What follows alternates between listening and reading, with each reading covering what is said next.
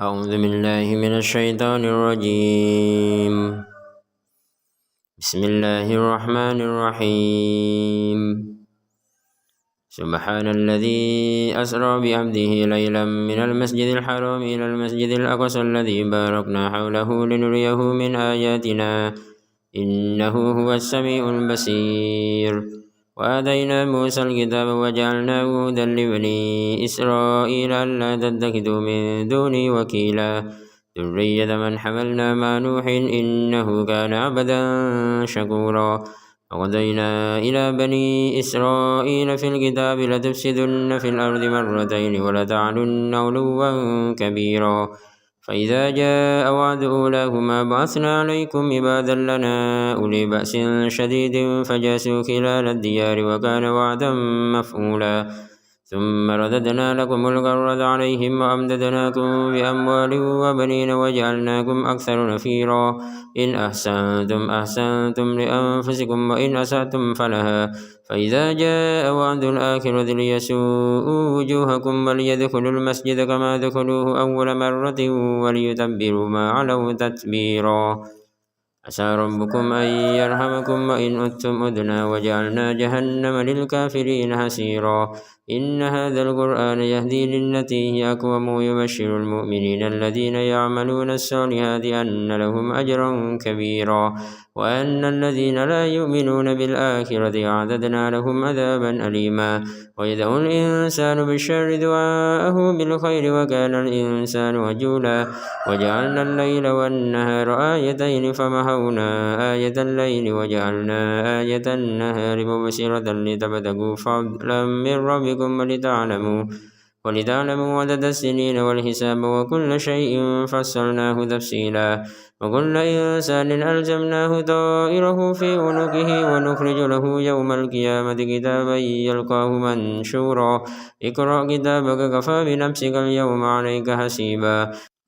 من اهتدى فإنما يهتدي لنفسه ومن ضل فإنما يدل عليها ولا تزر وازرة وزر أخرى وما كنا معذبين حتى نبعث رسولا.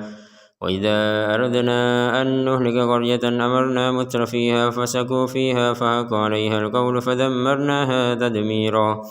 وكم أهلكنا من القرون من بعد نوح وكفى بربك بذنوب عباده خبيرا بصيرا.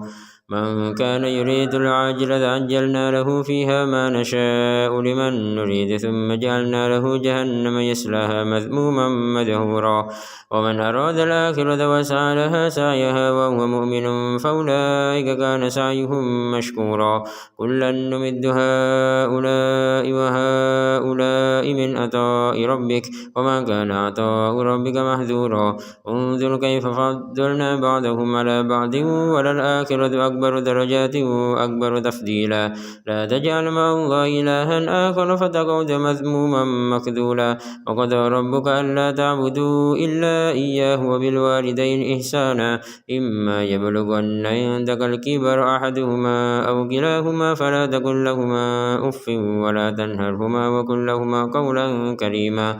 واخفض لهما جناح الذل من الرحمة وقل رب ارحمهما كما ربياني صغيرا. ربكم أعلم بما في نفوسكم إن تكونوا صالحين فإنه كان للأوابين غفورا. وآت ذا القربى حقه والمسكين وابن السبيل ولا تبذر تبذيرا. إن المبذرين كانوا إخوان الشياطين وكان الشيطان لربه كفورا.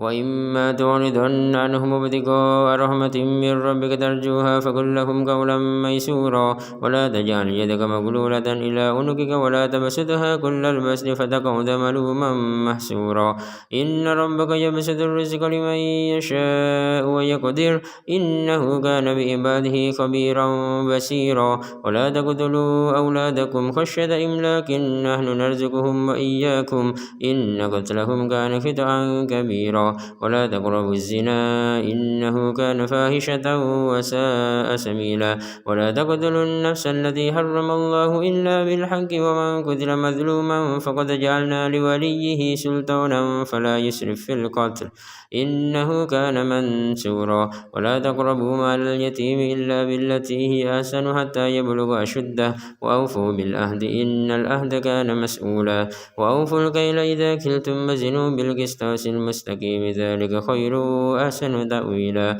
ولا تقف ما ليس لك به علم إن السمع والبصر والفؤاد كل أولئك كان عنه مسؤولا ولا تمش في الأرض مرها إنك لن تخرق الأرض ولن تبلغ الجبال طولا كل ذلك كان سيئه عند ربك مكروها ذلك مما أوحى إليك ربك من الحكمة ولا تجعل مع الله إلها آخر فتلقى في جهنم ملوما مدحورا أفأسفاكم ربكم بالبنين واتخذ من الملائكة إناثا إنكم لتقولون قولا عظيما ولقد صرفنا في هذا القرآن ليذكروا وما يزيدهم إلا نفورا قل لو كان معه آلهة كما يقولون إذا لابتغوا إلى ذي العرش سبيلا سبحانه وتعالى عما يقولون علوا كبيرا تسبح له السماوات السبع والأرض ومن فيهن وإن من شيء إلا يسبح بحمده ولكن لا تفقهون تسبيحهم إنه كان حليما غفورا وإذا قرأت القرآن جعلنا بينك وبين الذين لا يؤمنون بالآخرة حجابا مستورا وجعلنا على قلوبهم أكنة أن يفقهوه وفي آذانهم وقرا وإذا ذكرت ربك في القرآن وحده ولوا على أدبارهم نفورا نحن أعلم بما يستمعون به إذ يستمعون إليك وإذ هم نجوى إذ يقول الظالمون إن تتبعون إلا رجلا مسحورا انظر كيف ضربوا لك الأمثال فضلوا فلا يستطيعون سبيلا وقالوا وإذا كنا عظاما ورفاتا إنا لمبعوثون خلقا جديدا قل كونوا حجارة أو حديدا أو خلقا مما يكبر في صدوركم فسيقولون من يعيدنا قل الذي فطركم أول مرة فسينكثون إليك رؤوسهم ويقولون متاه قل عسى أن يكون قريبا يوم يدعوكم فتستجيبون بحمده وتظنون إن لبثتم إلا قليلا وقل لعبادي يقول التي هي أحسن إن الشيطان ينزغ بينهم إن الشيطان كان للإنسان عدوا مبينا ربكم أعلم بكم إن يشاء يرحمكم أو إن يشاء يعذبكم وما أرسلناك عليهم وكيلا وربك أعلم بمن في السماوات والأرض ولقد فضلنا بعض النبيين على بعض وآتينا داود زبورا قل ادعوا الذين زعمتم من دونه فلا يملكون كشف الضر عنكم ولا تحويلا أولئك الذين يدعون يبتغون إلى ربهم الوسيلة أيهم أقرب ويرجون رحمته ويخافون عذابه إن عذاب ربك كان محذورا وإن من قرية إلا نحن مهلكوها قبل يوم القيامة أو مؤذبوها عذابا شديدا كان ذلك في الكتاب مستورا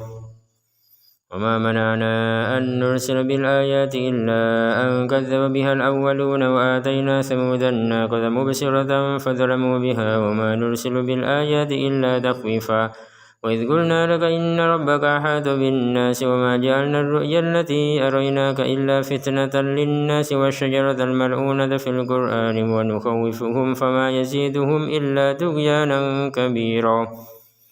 وإذ قلنا للملائكة اسجدوا لآدم فسجدوا إلا إبليس قال أسجد لمن خلقت طينا قال أرأيتك هذا الذي كرمت علي لئن أخرتني إلى يوم القيامة لأحترقن ذريته إلا قليلا قال اذهب فمن تبعك منهم فإن جهنم جزاؤكم جزاء موفورا واستفزز من استطعت منهم بصوتك وأجلب عليهم بخيلك ورجلك وشاركهم في الأموال والأولاد وعدهم وما يعدهم الشيطان إلا غرورا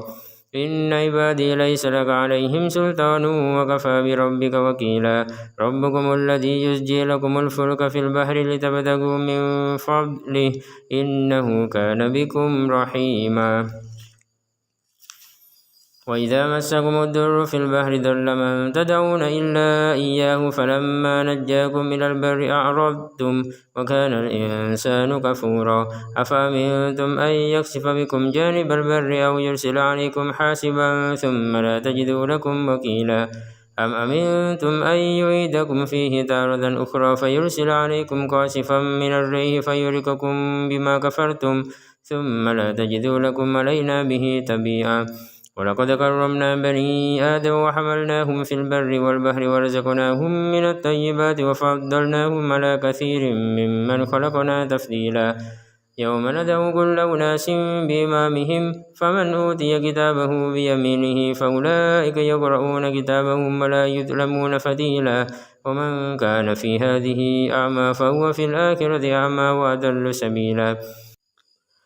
وإن كادوا ليفتنونك عن الذي أوحينا إليك لتفتري علينا غيره وإذا لاتخذوك خليلا ولولا أن ثبتناك لقد كدت تركن إليهم شيئا قليلا إذا لأذقناك ضعف الحياة وضعف الممات ثم لا تجد لك علينا نصيرا وإن كادوا ليستفزونك من الأرض ليخرجوك منها وإذا لا يلبثون خلافك إلا قليلا سنة من قد أرسلنا قبلك من رسلنا ولا تجد لسنتنا تحويلا أقم الصلاة لدلوك الشمس إلى غسق الليل وقرآن الفجر إن قرآن الفجر كان مشهودا ومن الليل فتهجد به نافلة لك عسى أن يبعثك ربك مقاما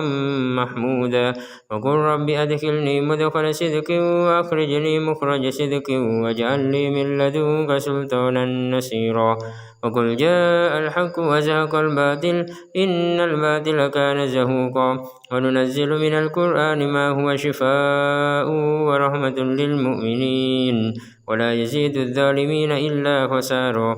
وإذا أنعمنا على الإنسان أعرض ونأى بجانبه وإذا مسه الشر كان يئوسا قل كل يعمل على شاكلته فربكم أعلم بمن هو أهدى سبيلا ويسألونك عن الروح قل الروح من أمر ربي وما أوتيتم من العلم إلا قليلا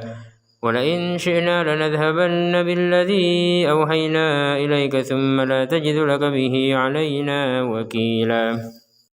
إلا رحمة من ربك إن فضله كان عليك كبيرا قل لئن اجتمعت الإنس والجن على أن يأتوا بمثل هذا القرآن لا يأتون بمثله ولو كان بعضهم لبعض ظهيرا ولقد صرفنا للناس في هذا القرآن من كل مثل فأبى أكثر الناس إلا كفورا وقالوا لن نؤمن لك حتى تفجر لنا من الأرض ينبوعا أو تكون لك جنة من نخيل وعنب فتفجر الأنهار خلالها تفجيرا أو تسقط السماء كما زعمت علينا كسفا أو تأتي بالله والملائكة قبيلا أو يكون لك بيت من زخرف أو ترقى في السماء ولن نؤمن لرقيك حتى تنزل علينا كتابا نقرأه قل سبحان ربي هل كنت إلا بشر رسولا ومن منع الناس أن يؤمنوا إذ جاءهم الهدى إلا أن قالوا وبعث الله بشرا رسولا قل لو كان في الأرض ملائكة يمشون مطمئنين لنزلنا عليهم من السماء ملكا رسولا قل كفى بالله شهيدا بيني وبينكم إنه كان بعباده خبيرا بصيرا ومن يهد الله فهو المهتد ومن يضلل فلن تجد لهم أولياء من دونه ونحشرهم يوم القيامة على وجوههم عميا وبكما وسما مأواهم جهنم كلما خبت زدناهم سعيرا ذلك جزاؤهم بأنهم كفروا بآياتنا وقالوا أئذا كنا عظاما ورفاتا إنا لمبعوثون خلقا جديدا أولم يروا أن الله الذي خلق السماوات والأرض قادر على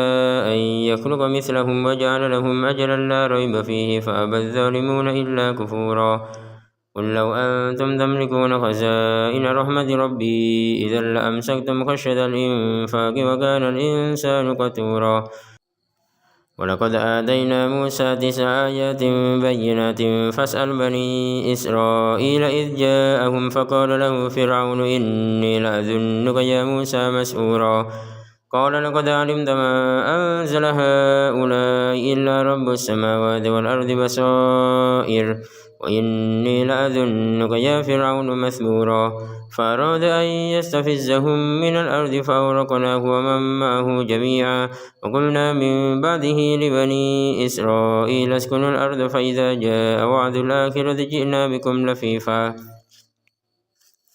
وبالحق أنزلناه وبالحق نزل وما أرسلناك إلا مبشرا ونذيرا وقرآنا فرقناه لتقرأه على الناس على مكث ونزلناه تنزيلا قل آمنوا به أو لا تؤمنوا إن الذين أوتوا العلم من قبله إذا يتلى عليهم يخرون للأذقان سجدا ويقولون سبحان ربنا إن كان وعد ربنا لمفعولا ويخرون للأذقان يبكون ويزيدهم خشوعا قل ادعوا الله أو ادعوا الرحمن أيما تدعوا فله الأسماء الحسنى ولا تجهر بصلاتك ولا تخافت بها وابتغ بين ذلك سبيلا وقل الحمد لله الذي لم يتخذ ولدا ولم يكن له شريك في الملك ولم يكن له ولي من الذل وكبره تكبيرا صدق الله العظيم.